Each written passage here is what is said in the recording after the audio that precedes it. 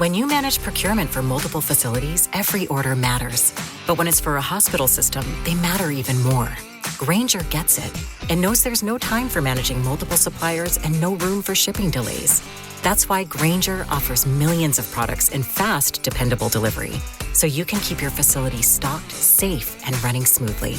Call 1-800-GRAINGER, click Grainger.com, or just stop by. Grainger, for the ones who get it done. Ladies and gentlemen, thank you for listening.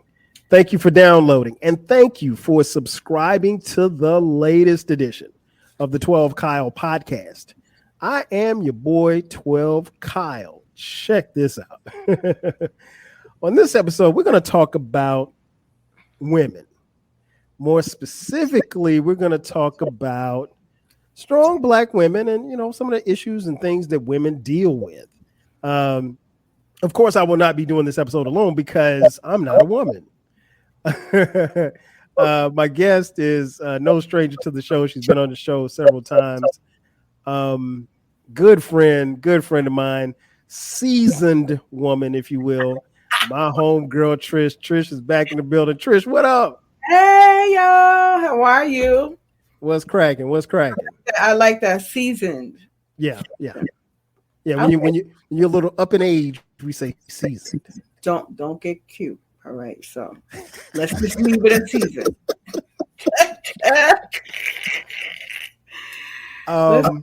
Yeah. Well, yeah. Glad to have you back on here. Like I said, I wanted to talk about women and strong Black women, and I guess I'll start there. Like, to you, as far as women, I guess that you've encountered or maybe grew up with, who would you define as a strong Black woman to you? I mean, besides yourself. Good comment. So my mom, I would say, the women in my family, most of the women in my family were strong Black, were strong Black women. My mother was definitely a strong Black woman, a strong Black Leo woman. Okay. Stubborn. Oh my goodness. Gotta love the Leos. I guess. So what made your mom a strong, in your eyes? What made your mom a strong Black woman? Her tenacity, her courage, her work ethic, her faith, several things like that. Okay. I always saw her work until she didn't work. When I was young, I would go to work with her. She worked for a pediatrician's office. Okay. She didn't do any hard labor, but, just her work ethic of getting up every day, going to work. Me as a young child, being able to see that, I'm sure instilled things in me that I needed to grow up and do the same. Gotcha. So, with that being said, would you say that, like the old saying, did the apple fall far from the tree?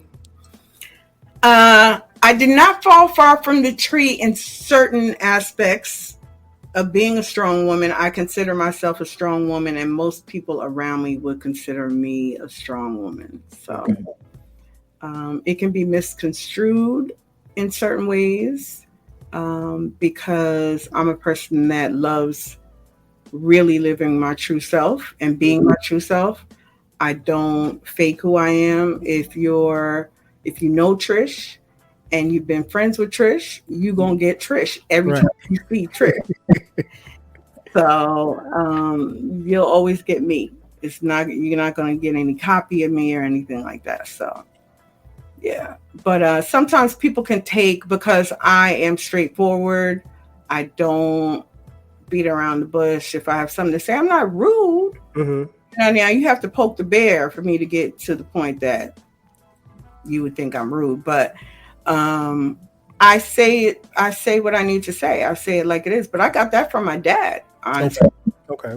I got that from my dad. My dad was straight up with it. But people tend to think that because of that, people tend to take me for mean, and I'm not mean. I can be mean, but everybody can be mean, so Right. people that know me, they know that I'm not mean. I'm really loving, and I can be a great friend. But I just say it like it is. I say things that people probably want to say but don't. And you're a New Yorker too, so you're not gonna hold your tongue. Exactly. I've heard that before. It's so funny. It's not that I forget I'm a New Yorker, but talking to people outside of New York, they will often be like, "Oh yeah, you New York, are New York." Because y'all so aggressive. Y'all like, you know what I'm saying? Hey, and I'm like, what? But I mean, it's in the water, I guess. I don't know. This is what it is. But, if you live in New York, you got to be that way. All about where you came from. So if you live in New York, you can't be no wimp in New York. Right. You gotta know how to, navigate the streets. And if you go into the city deep, you gotta know how to navigate a whole lot of stuff. Because you can see anything and everything on a given day in New York. I'm sure. And people will smell.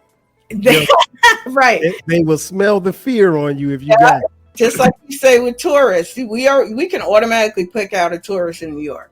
Oh, and I live in the suburbs. Mm-hmm. Still, I can pick out a tourist in New York. Oh yeah, tourists in New York stick out like sore thumbs. Yeah, if I know somebody that's close to me that I know is coming to New York and they want to navigate the city, I'm like, act like you from the city, look like you from home.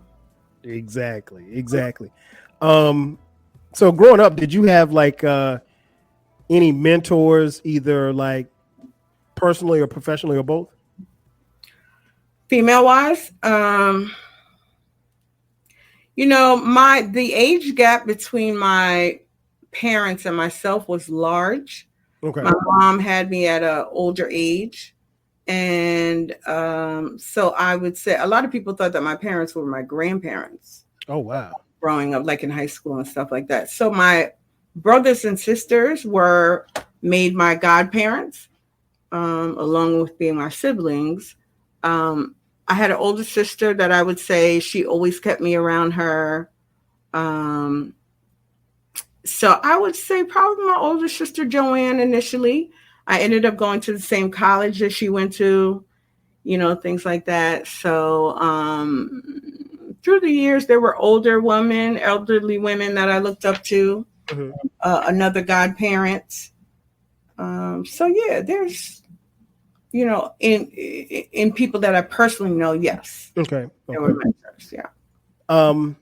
Now, one of the things that I wanted to talk about, as we talk about, strong Black women, is when you talk about women, particularly Black women, in particular, sometimes they can be stuffed into these tropes or stereotypes, and I put them in like 4 different categories, and we're going to touch on each one.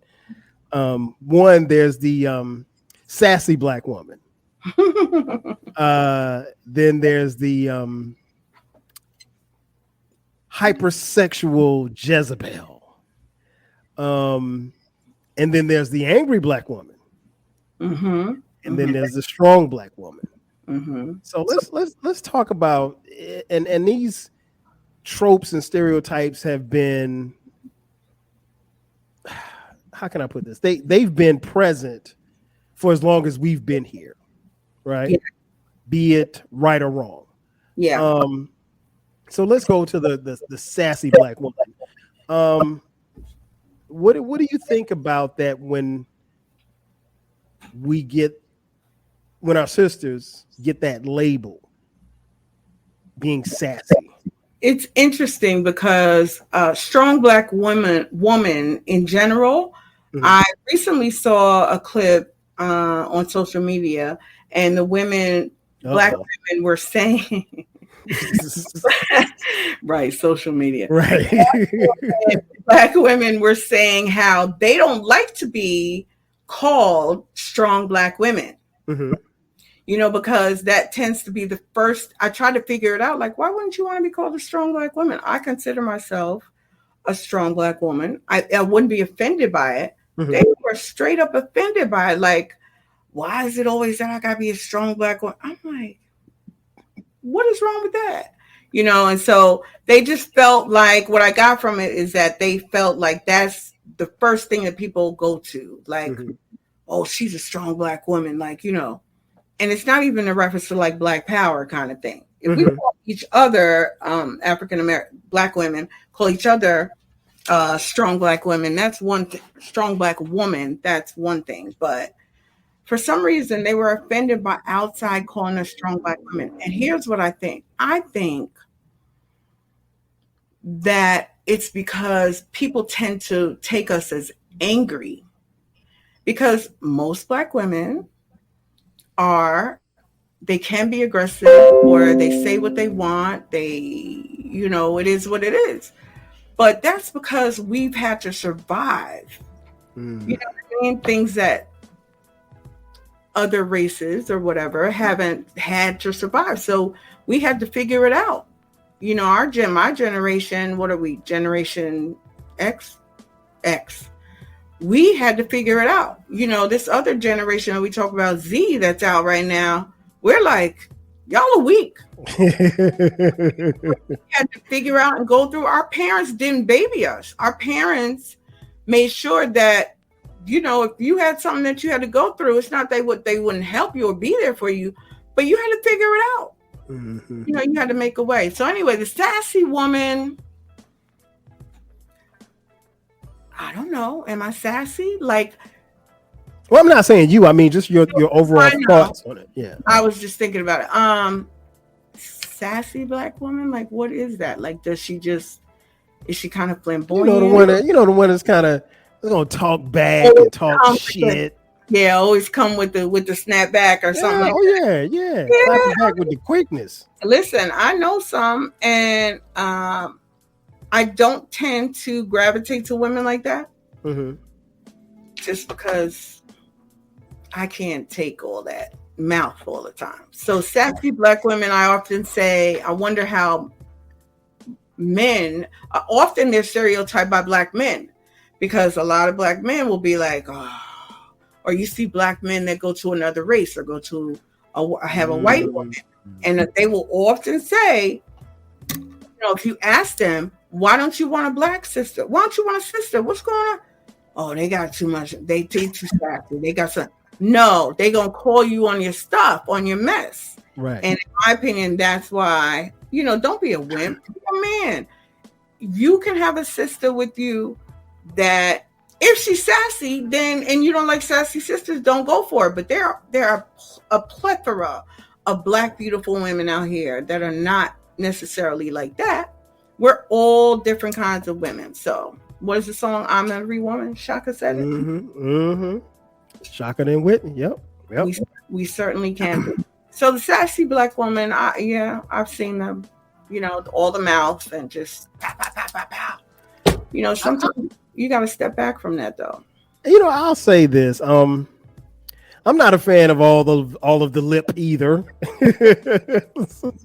But I get it to some degree too as well, Trish, because I think in a lot of ways there's something behind that. Like, that's a shield, if you will. Yeah. And if you're willing to peel back that layer, I think you'll find that there's something there. And especially as we think about mental health. I mean, sometimes there's some trauma there. True. Sometimes there's it's a shield there to protect them from anybody hurting them again. So, so there's a lot that goes with that. So I don't. Yeah. As I'm older now, I don't necessarily just dismiss it. Oh man, she talked too much, or she got too much lip, or whatever like that. Where I probably wouldn't have 20 years ago.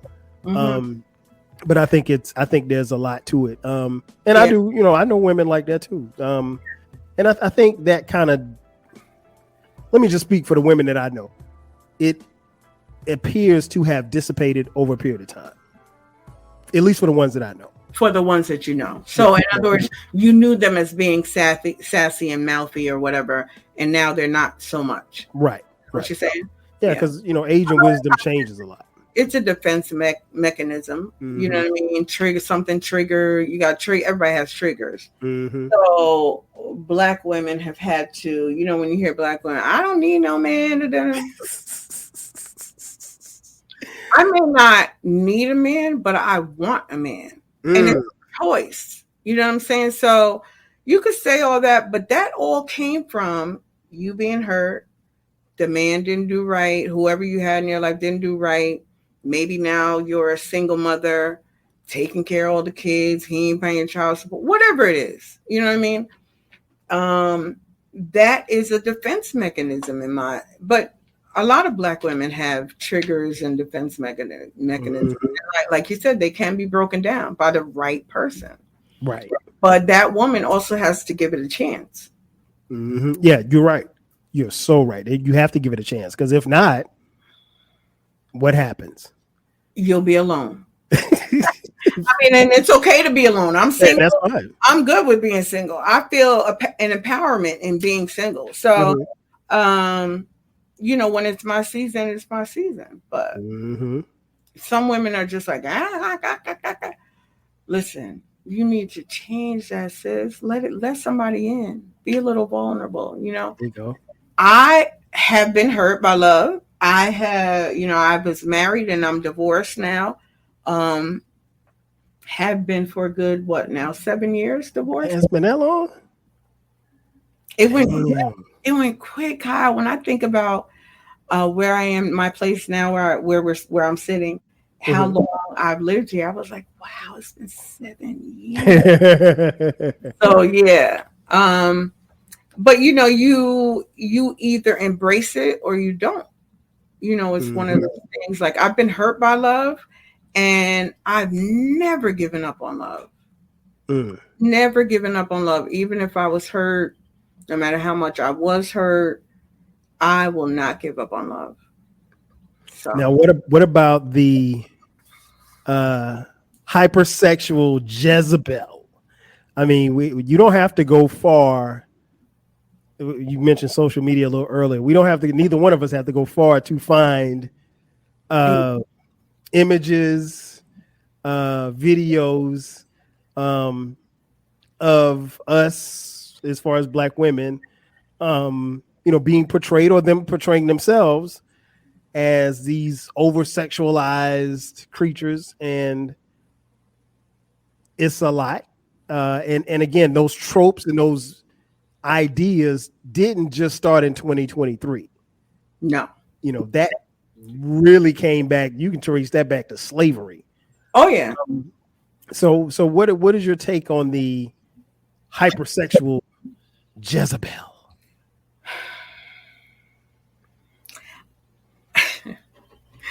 So I think that all Black women, of course, we're human, we're female, we're empowered, or we can be sexual beings without being hypersexual. I think there's a respect aspect of it. When you get to social media, a lot of this generation does not, I won't even say this generation, because I've seen older women, actually older than me, doing some things on social media. I'm like, okay. Like, I'll be like, okay, grandma, or whatever. A lot of that is because it's just for likes. It's to get that video to go viral or whatever. So right now, in this age that we're in, going to social media has changed a lot of the dynamic of, like, it's almost like they're desperate. Yeah. That I don't like. I feel like as grown women, especially, if we feel like we want to be, a more overt sexual being, then that's your business. That's your choice. And you're grown, so you can do what you want to do. But it also doesn't have, you also don't have to show everybody else. Right. You know what I'm saying? So it's interesting. It's quite interesting. Now, I've been hearing a lot of this music that comes out. This is Generation Z. And they are when I tell you Blake, okay, we had Little Kim. Mm-hmm. In my era, it was Little Kim, and she was talking, whatever. And even her raunchiness, I'll say, the girls out there now, yeah, they are way worse with it. I'm like, how are they getting away with saying this stuff? I heard, and they're very masculine with it. I'm seeing these young rapper girls come out now, female girls come out now, and they are very hard with the whole. There's one from New York that is, New York can be hard. New York rap can be hard, but that whole back in the day, she reminds me. I forget her. I'm not even going to say her name, even if I remember it. But she's out now, and she's quite popular, getting quite popular. Mm-hmm. And she's very masculine with it. And I'm like, what is that and why? And I'm in a social media group with a few friends from all over, DMV area, whatever. Mm-hmm. And I said, I'm so sick of the lack of femininity that's out there right now. It's like, where is it going? Like, we get your softness back. Like, problem. We don't have to go to that side. Listen, to each his own. Yeah. I don't know what her life path was or whatever, but maybe she grew up around all males. Maybe that can do it. Just like men that grow up around all females sometimes can tend to turn out as adults homosexual. It happens, but yeah, I think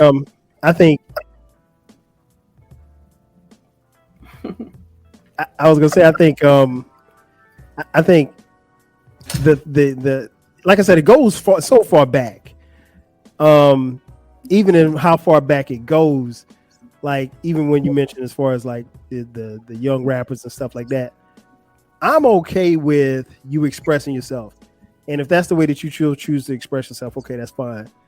I just think, like, I hope that there's somebody explaining to them, like at 22, 23, 25, 26, like at some point you're going to be 40, you're going to be 50. And that's not going to work for you. No. And I mean, like, get your money. Hey, you know what I'm saying? I'm all for everybody getting paid. Yeah. But just understand that, you have a very, very, very, just as an artist, you have a small shelf life, but you have an even smaller shelf life if your artistry is based around how you look and your graphic lyrics. Yeah. And that goes for men and women. I mean, unfortunately, it's a double standard. Men don't have the same things. Right. Because you could be 50 years old talking about how many chicks you bagged or whatever like that, and there'll still be people buying your records. Mm-hmm. But you mentioned Foxy. I mean, you mentioned Kim. I think I look at Kim, I look at Foxy. Like you said, they're from our era. They can come out and do songs and stuff like that, and do shows and tour and stuff like that. But they're not making any new music. And I'm guessing that Kim and Foxy are probably in their 40s now. Yeah. And so, like, you have to be realistic for these young ladies who are in their 20s. And then not just that, but you're also, and again, I don't want to make it sound like I don't want that music to happen, because you can make what kind of music you want, but there's a generation of young women that you're promoting and selling this to. That's right. And you have to be careful about what it is that you are, and what you think that you're saying is not what they're listening to. And it's not what they're hearing, or maybe whatever message if there's a message involved at all. But I could get on that. I could stay on that soapbox all day. What? Kyle, I have heard some recently. Oh yeah. I heard the song the other day. I was like, wait a minute. I was like, word is like this. Oh, it's. I mean, and it's like this the whole. Now, if you give me that for 16 bars, that's one thing. But if you give me that for a whole song, I'm like, okay. But you know what? They have a generation for it. Yeah. Like we, of course, are gonna turn that off, or like, but there is a generation for it, and it's like wild. I'm like, I want Yeah. our women, our young girls, my nieces, nephews, all my nieces. We're talking about women. My nieces to stay feminine. Like that's, and I'm not saying that there's anything wrong with LBGTQ. I'm not going there. I'm saying in general, as a woman, as a female, there's a softness about us that is leaving or lacking in this new generation. And I just, the femininity part is just, it's so beautiful to have. It's like, why wouldn't you want to have that? But hey, and speaking as a man, we like them soft. yeah, I mean, come on. We like them soft. Just to attract a man, but it's just like, just be soft, be a So what about the angry black woman? Because we got Trish, we hear about that all the time. I mean, like, you know, the angry black, we see it a lot. Me and you and I both are on social media. You see it a lot on social media, the angry black woman. And a lot of times I don't necessarily even know if she's angry. It's just that maybe she's tired of being, you know, looked over, passed over, or done wrong, and she's fed up. Yeah. And they just take it out on everybody. I knew a female in one of my employments, and she females will talk about a bitch face. Some people say I have a bitch face, or I have a version of a bitch face. But is that like a mean face, mean mug? Face where, you know, even in your regular everyday stance, you just kind of have this face that looks like, don't come at me, don't approach, don't fuck with me. Back in the day, guys used to say, yeah, I wanted to talk to you, but you look mean. You just look like you. This guy in Harlem, I'll never forget. I was in Harlem sitting on the hood of a car, my friend's car. And my friend was there to see somebody or whatever. And so we're just hanging out, a summer night, beautiful night in Harlem. And I saw this guy, you know, he was around. There was a few guys around, but this guy, he looked a couple of times, but he never came over. And me, I'm old school, so I'm not one of those females that's like gonna go at you necessarily. So I'm looking for, if you want to talk to me, I'm looking for you to come to me.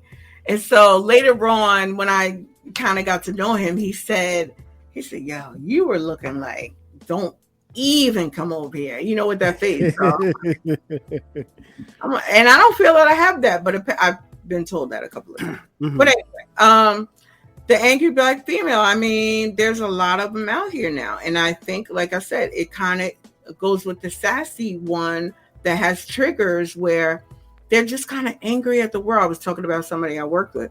She could walk down the hallway and you look like, I don't want to mess with her. She looked like she had a bad day or whatever.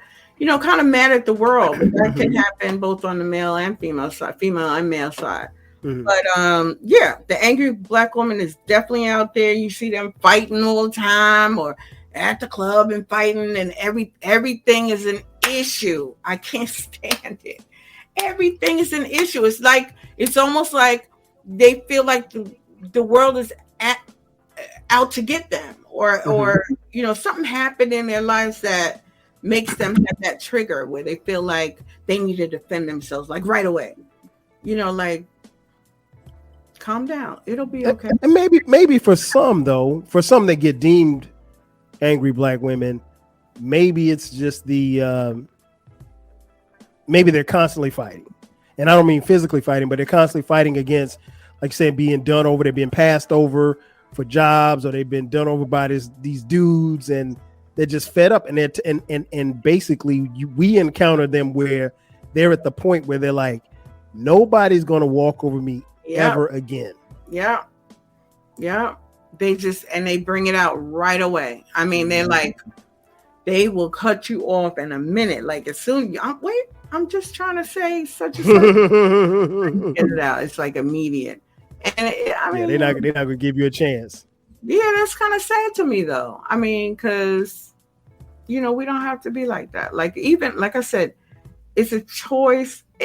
There are triggers. I don't walk everybody's same life path, but there are triggers that happen that cause us to act a certain way in life. And I just think the angry Black woman, if she just stepped back a little bit and just, navigate life a little easier. Okay. Yeah. Makes sense. That makes sense. Mm-hmm. I guess the next question I have for you, you talked a little bit earlier about this generation. What advice would you give this next generation, since we're Gen X, or I don't know what generation we are? We're X. What advice would you give? I don't know about you. I'm older than you, right? You're older than me. Whatever, Kyle. I just turned 56 in April. How old are you? Do you mind saying how old you are? Oh, the world know I'm 50. 50. Okay. So Generation X, we are. Generation Z is this generation. I get them all confused. But if you were to give a young Black woman, a 22-year-old Black woman, a bit of advice, what would you tell her today? I would tell her, number one, to give herself grace. Give herself grace. Don't be so hard on yourself. Don't think that with the social media pressures that they have, that we didn't have, that she needs to be something that she's not, that she needs to, be a certain way just for others. Those social media, those people, it's so sad when I hear these young people that have committed suicide based on somebody, classmates badgering them on social media. Oh, you should die. You should kill yourself. It was a 10-year-old girl. What was in Georgia or she hung herself. What does a 10-year-old girl know about hanging herself? Right. Let alone killing herself. So I would say give yourself grace. Try not to fall under peer pressure. Try not to try to be something that you're not. Be proud in marching to the beat of your own drum and, making your own path for yourself. Make the right choices because life is about choices. So make the right choices. Think about your choices before you make them. A lot of times we go through life or as young women or young girls and grow up and, only because we don't know better.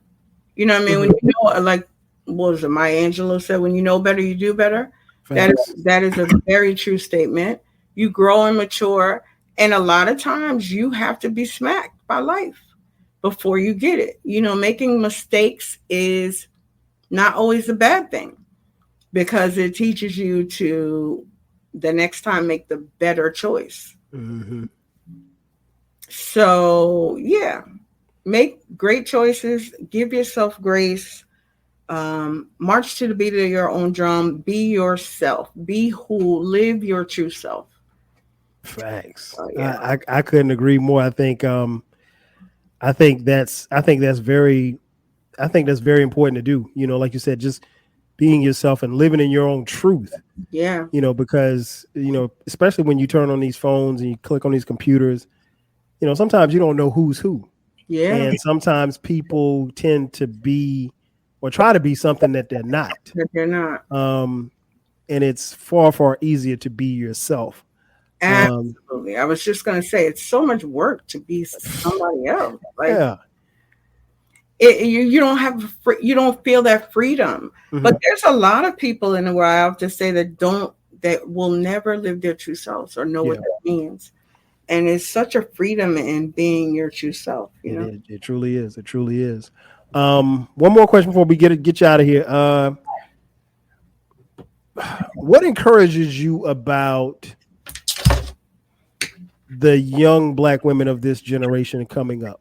Are there things that you see that encourage you, maybe remind you of what you were in your era when you were growing up, since you're seasoned. What encourages you about, young Black women now? That's a great question. I've never thought about that. That's why I have you on the show, because I come up with great questions. I just thought of it like 2 minutes ago. I guess if I had to look at the example of my nieces, for instance, they've grown up around strong women. Have they always made the right choices? No. But do I expect them to make every right choice? No, that's life. But they are, a lot of them tend to be go-getters. So they want to, have a good life. They want to work for it. They do what they need to do to go get it. And I would say that's encouraging. Those ones, it's not everybody. It depends on, I think, your lifestyle and where you grew up, and it makes a difference. So the ones that go for what they want are go-getters, go through, whether it's going through college and getting your degree, or I have 2 new nurses in the family. Just being proud that they are doing what they're setting their lives up in a lovely way. It is. Well, Trish, it's always great having you on here. This has been fun, and episodes always go by fast. I mentioned you on social media. You got any social media? You don't have to. But. You asked me last time, and I was like, Kyle, I ain't got a social media. However, I started my own business. I started an online boutique. Okay. And it's called Zawadi Enterprises, LLC. And so I have everything from health products to jewelry to clothing to special gifts, things like that. So it's a plethora of things. I'm setting up my website currently, but right now, social media, Facebook, Instagram as Zawadi LLC, enterprises.llc. Okay, now spell Zawadi for those people like me who can't spell. Z is a zebra, AWADI, and it is my Swahili name. That means the gift. Okay. Do you know what Kyle is in Swahili? I don't, but I can find out. Find out for me. I need to know. I might become the. I don't know. The Zihili, the Zikizi podcast. I don't know. I don't know if it would be Kyle in Swahili, but I can try to work. I might be the 12 Zikizi in podcast. Listen, you never know. I did those 23andMe genetic whatever. Okay. And, my ancestry is from deep in Africa, and certain parts of Africa and Jamaica, it was quite interesting. So okay. Well, yeah, I'm from South Carolina, so I'm from Africa. Listen, that's where we came. We came from like the east side of Africa. Dropped us off right there in Charleston. The east side. The east side. The lower east side, like Manhattan. Crazy. So y'all make sure y'all check out. When do you think you'll have the website up? Hopefully, definitely by the end of the year. I mean, okay. Maybe by the end of summer, but I'm working on it. Okay. Well, you'll be back on before then. Yeah. You'll be back on before then, and we'll talk more about it. But you guys check her out, and make sure that you download, subscribe to the 12 Kyle podcast. The podcast drops every Thursday at midnight. We have bonus episodes that drops on Sundays at midnight. If you feel so inclined, hit us up on Cash App, $TWELVEKYLE. We also have a YouTube channel. Make sure you check us out on YouTube so that you can watch these videos as well. That's going to do it for us. So for my girl Trish, I am your boy 12 Kyle. This has been another edition of the 12 Kyle podcast. We'll catch you guys next time. 5Gs. When you manage procurement for multiple facilities, every order matters. But when it's for a hospital system, they matter even more. Grainger gets it and knows there's no time for managing multiple suppliers and no room for shipping delays. That's why Grainger offers millions of products in fast, dependable delivery, so you can keep your facility stocked, safe, and running smoothly. Call Call 1-800-GRANGER, click Granger.com, or just stop by. Granger, for the ones who get it done.